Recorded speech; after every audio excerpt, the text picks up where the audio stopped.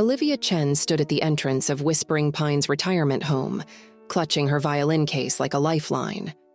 At 28, she was the youngest member of the San Francisco Symphony Orchestra, but her career was in jeopardy. For months, she'd been struggling with a mysterious ailment that caused her hands to tremor, making it nearly impossible to play with the precision required for her position. Her doctor had suggested a break from the pressures of performing, recommending she teach music to retirees as a form of therapy, both for them and for herself. Olivia had been skeptical, but desperation drove her to accept the opportunity. As she entered the building, the scent of disinfectant and potpourri filled her nostrils. An elderly woman at the reception desk greeted her with a warm smile. "You must be Miss Chen. I'm Martha. We're so excited to have you here." Olivia managed a polite nod, still uncertain about this new chapter in her life. Martha led her to a sunlit room where a small group of residents were gathered, some looking eager, others appearing disinterested or confused. "Everyone, this is Miss Chen. She'll be teaching us music appreciation and maybe even how to play an instrument or two," Martha announced cheerfully. Olivia scanned the room, her gaze landing on a man in the corner. Unlike the others, he sat ramrod straight in his wheelchair, his eyes sharp and alert. There was something in his demeanor that intrigued her. As she began her introductory lesson, Olivia found herself continually glancing at the man. He never spoke, but his eyes followed her every movement. When she played a simple melody on her violin, his fingers twitched almost imperceptibly, as if longing to join in. After the class, Olivia approached Martha. "Who's the man in the corner, the one in the wheelchair?" Martha's expression softened. "That's Mr. Emerson, Arthur Emerson. He's been here longer than most of us can remember. Doesn't speak much these days, but there's still a spark in him." Intrigued, Olivia decided to approach Mr. Emerson. As she neared, she noticed a faded tattoo on his wrist, a treble clef. "Mr. Emerson, I'm Olivia Chen. I noticed you seemed interested in the music. Do you play an instrument?" For a long moment, he said nothing, and Olivia feared she had made a mistake. Then, his voice barely above a whisper, he spoke. "Used to? Long time ago?" Encouraged, Olivia pressed on. "What did you play?" A ghost of a smile flickered across his face. "Everything." Over the next few weeks, Olivia found herself drawn to the enigmatic Mr. Emerson. While she continued her classes with the other residents, she spent extra time with him, trying to coax out more information about his musical past. Bit by bit, Arthur's story emerged. He had been a session musician in the 1960s, playing with some of the biggest names in rock and roll. But a car accident had left him partially paralyzed, ending his career abruptly. He had never touched an instrument since. As Olivia learned more about Arthur, she found her own passion for music reigniting. The tremors in her hands began to subside as she focused on teaching rather than performing. She started bringing different instruments to their sessions, guitars, keyboards, even a small drum set. One day, she wheeled Arthur out to the home's garden, carrying her violin. The spring air was crisp, flowers blooming all around them. "I thought we could try something different today," she said, positioning herself next to his wheelchair. Olivia began to play a hauntingly beautiful melody, one she had composed herself, inspired by Arthur's story. As the notes floated on the breeze, she saw Arthur's eyes close, his body swaying slightly to the rhythm. When she finished, there was a moment of silence. Then Arthur spoke, his voice stronger than she had ever heard it. "That was extraordinary. What's it called?" Olivia blushed. "It doesn't have a name yet. I just wrote it." Arthur's eyes widened. "You composed that? My dear, you have a rare gift." His words struck a chord in Olivia. For so long, she had defined herself by her ability to play others' music perfectly. The idea of creating her own had never seemed possible. From that day on, their sessions took on a new dimension. Arthur began to share stories of his days in the music industry, painting vivid pictures of smoky clubs and raucous recording sessions. Olivia soaked it all in, using his tales as inspiration for new compositions. As weeks turned into months, Olivia's tremors disappeared entirely. Her playing improved, surpassing even her previous skill level. But more importantly, she had discovered a new passion in composing. Arthur, too, underwent a transformation. He became more engaged, not just with Olivia, but with the other residents and staff. He even agreed to try playing again, starting with simple exercises on a keyboard Olivia brought in. One afternoon, as they sat in the garden, Arthur turned to Olivia with a serious expression. "I want to show you something," he said, "but you have to promise to keep it a secret." Intrigued, Olivia nodded. Arthur reached into his pocket and pulled out a folded piece of paper, yellowed with age. As he carefully unfolded it, Olivia saw that it was covered in musical notation. "This is the last thing I ever wrote," Arthur explained. "The night before the accident, I never showed it to anyone, never finished it."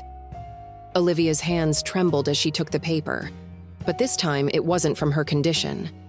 She felt the weight of Arthur's trust, the significance of this moment. As she read through the notation, her eyes widened. The melody was complex, beautiful, unlike anything she had ever seen. "Arthur, this is incredible," she breathed. He shook his head. "It's unfinished, imperfect." "Then let's finish it," Olivia said, an idea forming. "Together." Over the next few weeks, Olivia and Arthur worked tirelessly on the composition. They pored over every note, every rest, blending Arthur's original vision with Olivia's fresh perspective. As they worked, Olivia saw Arthur come alive in a way she never had before. His eyes sparkled with creativity, his hands moving with newfound strength as he demonstrated rhythms. As they neared completion, Olivia had another idea. "We should perform it," she suggested. "Here, for everyone." Arthur hesitated. "I haven't performed in decades, Olivia. I don't know if I can." She took his hand, squeezing it gently. "We can. Together." The day of the performance arrived, and Whispering Pines was abuzz with excitement. Residents, staff, and even some family members gathered in the common room. Olivia had brought in some of her colleagues from the symphony to help, creating a small ensemble. As Olivia helped Arthur position himself at the keyboard, she saw fear flicker in his eyes. She leaned in close, whispering, "Remember, it's just you and me in the garden. Play for the music, not the audience." Arthur nodded, taking a deep breath. Olivia raised her violin, and with a nod to the ensemble, they began to play. The melody that filled the room was unlike anything anyone had heard before. It was a perfect fusion of classic rock energy and classical complexity, with a touch of something entirely new. As Arthur's fingers moved across the keys, years seemed to melt away. His posture straightened, his face lit up with joy. Olivia felt herself getting lost in the music, her bow moving of its own accord. She locked eyes with Arthur, and in that moment, everything else faded away. They were no longer teacher and student, young and old. They were simply two artists creating something beautiful together. As the final notes faded, there was a moment of stunned silence. Then the room erupted in applause. Olivia saw tears in the eyes of many residents and staff members. Arthur sat at the keyboard, his chest heaving with emotion. In the days that followed, word of the performance spread. A video taken by one of the staff went viral, catching the attention of music critics and industry professionals. Olivia found herself fielding calls from record labels and concert promoters, all interested in the unique collaboration between a young violinist and an elderly rock musician. For Arthur, the performance marked a rebirth. He threw himself into music therapy sessions with renewed vigor, working with other residents to rediscover their own passions. He and Olivia continued to compose together, creating a body of work that defied genre classification. Olivia's career took an unexpected turn. While she maintained her position with the symphony, she also began performing and recording the pieces she created with Arthur. Critics praised the originality of their work, and a whole new audience discovered the joy of their musical fusion. But beyond the accolades and attention, What mattered most to Olivia was the profound connection she had forged with Arthur. He had become a mentor, a collaborator, and a dear friend. Through their shared love of music, both had found healing and a new sense of purpose. 1 year after their first meeting, Olivia and Arthur sat in the garden of Whispering Pines, enjoying the warm summer breeze. Arthur turned to her, a twinkle in his eye. "You know, when you first came here, I thought you were just another do-gooder trying to entertain us old folks." Olivia laughed. "And what do you think now?" Arthur smiled, patting her hand. "I think you're the best thing that's happened to this place. And to me, in a very long time." Olivia felt tears prick her eyes. "I could say the same about you, Arthur. You've changed my life in ways I never could have imagined." As they sat in comfortable silence, Olivia's mind wandered to the future. She thought of all the music yet to be written, all the performances yet to be given. But more than that, she thought of the connections yet to be made, between young and old, between different styles and genres, between hearts and souls. The melody that had brought them together was no longer forgotten. It had become the first notes of a beautiful ongoing symphony, one that would continue to touch lives and bridge generations for years to come. As the sun began to set, casting a golden glow over the garden, Olivia picked up her violin. Without a word, Arthur placed his hands on the portable keyboard they had brought outside. They began to play, a new melody emerging, born from the moment and their shared experiences. The music drifted through the open windows of Whispering Pines, drawing residents and staff to listen. Some closed their eyes, swaying gently to the rhythm. Others smiled, reminded of long-forgotten memories. In that moment, the retirement home was transformed into a concert hall, and every person there was part of something magical. As the last notes faded into the twilight, Olivia and Arthur exchanged a look of pure understanding. They had found in each other not just musical partners, but kindred spirits. Their journey together was far from over. It was, in many ways, just beginning. The next day, Olivia arrived at Whispering Pines to find a flurry of activity. Residents were gathered in small groups, talking excitedly. Martha greeted her with a beaming smile. "Miss Chen, you won't believe it. After your performance with Mr. Emerson, some of our other residents have been inspired to revisit their own talents. Mr. Johnson used to be a painter, and he's asked for art supplies. Mrs. Rodriguez was a dancer, and she wants to start a gentle movement class." Olivia felt a warmth spread through her chest. The music she and Arthur had created wasn't just affecting them, it was breathing new life into the entire community. Over the next few months, Whispering Pines underwent a transformation. The once quiet halls now echoed with the sounds of music, laughter, and creativity. Olivia expanded her program, bringing in other young artists to teach and collaborate with the residents. Arthur became a central figure in this renaissance. His years of experience in the music industry made him an invaluable resource, and he took joy in mentoring both the residents and the young artists who came to teach. As their music gained more attention, Olivia and Arthur were invited to perform at various events around the city. They chose their appearances carefully, focusing on those that allowed them to share their message of intergenerational collaboration and the healing power of art. One particularly memorable performance was at a children's hospital. As they played for the young patients, Olivia saw the same spark in their eyes that she had first noticed in Arthur's. Music was bridging not just generations, but also the gap between illness and hope. After the performance, a young girl approached them, her eyes wide with wonder. "How did you learn to play like that?" she asked. Arthur smiled gently. "With lots of practice, and by never stopping to listen to the music and everything around us." The girl nodded solemnly, clutching her IV stand. "Can you teach me?" Olivia and Arthur exchanged a glance, a new idea forming between them. That conversation led to the creation of a new program, bringing music therapy to hospitals and care facilities across the city. As their influence grew, Olivia and Arthur were approached by a documentary filmmaker interested in telling their story.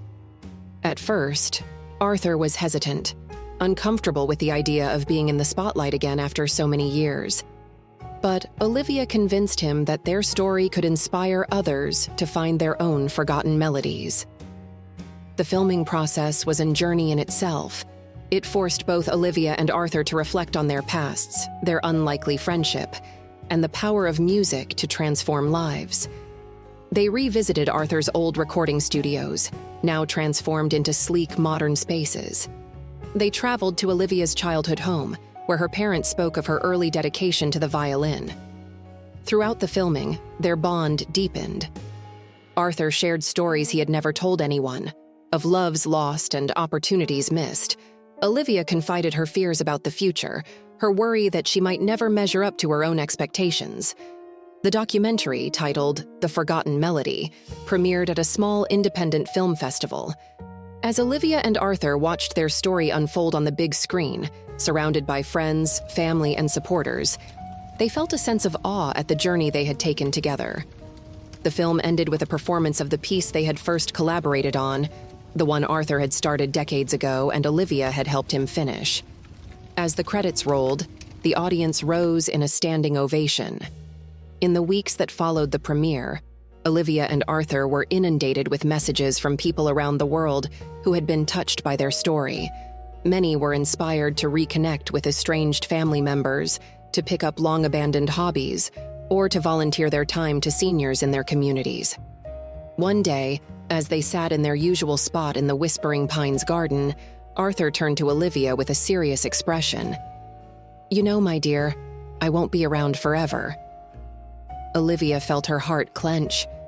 It was a truth she tried not to think about too often. "Arthur, don't talk like that." He shook his head, smiling gently. "It's a fact of life, Olivia. But I want you to know that these past couple of years have been the best of my life. You've given an old man a reason to wake up excited every morning." Tears welled in Olivia's eyes. "You've given me so much too, Arthur. You've taught me that music is about more than perfection or technique. It's about connection, about touching people's hearts." Arthur nodded, his eyes twinkling. "That's why I want to make sure this doesn't end with us. I've been thinking, what if we started a foundation? Something to support intergenerational arts programs to keep this magic going, even when we can't do it ourselves anymore." Olivia's face lit up. "Arthur, that's a brilliant idea. We could help fund music therapy programs, sponsor concerts that bring together musicians of all ages." As they began to plan, Olivia felt a renewed sense of purpose.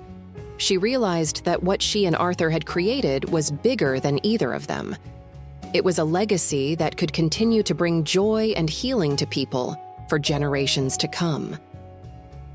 In the years that followed, the Emerson Chen Foundation became a driving force in arts education and therapy. Olivia divided her time between performing, composing, and overseeing the foundation's work. Arthur, though his health began to decline, remained a vital part of the foundation's vision, his wisdom and experience guiding their efforts. On Arthur's 90th birthday, Whispering Pines hosted a grand celebration. Musicians young and old gathered to perform, their music a testament to the bridges that had been built. As Olivia helped Arthur to the makeshift stage in the garden, she leaned down and whispered, "Ready for one more performance, old friend?" Arthur's eyes twinkled as he nodded. "Always, my dear. The music never truly ends. It just waits for someone new to pick up the melody." And as they began to play, their music soaring into the summer sky, Olivia knew that this was true. The forgotten melody they had discovered together would continue to play on, touching hearts and changing lives, long after the last note faded away.